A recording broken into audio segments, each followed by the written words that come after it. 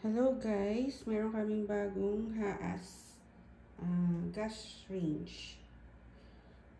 I-demonstrate ko lang kung paano siya gagamitin.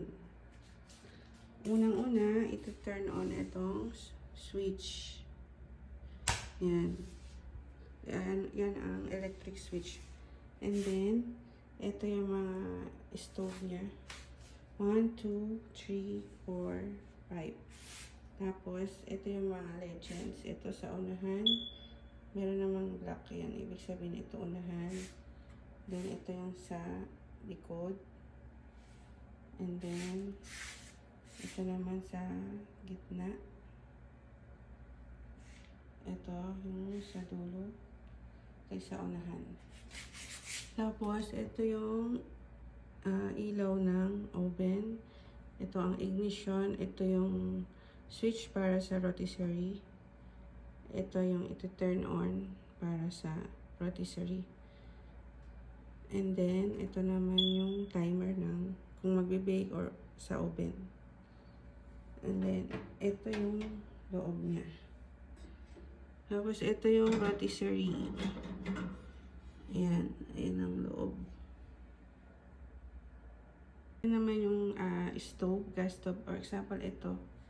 Nasa unahan. Ipipihit lang natin siya ganyan. Kasabay ng ignition switch. Ayan. Nakita nyo, meron na siyang apoy. Then, gusto siyang i-control yung apoy. Sa kanyo pa lang siya ipipihit kung lalakasan or hihinaan.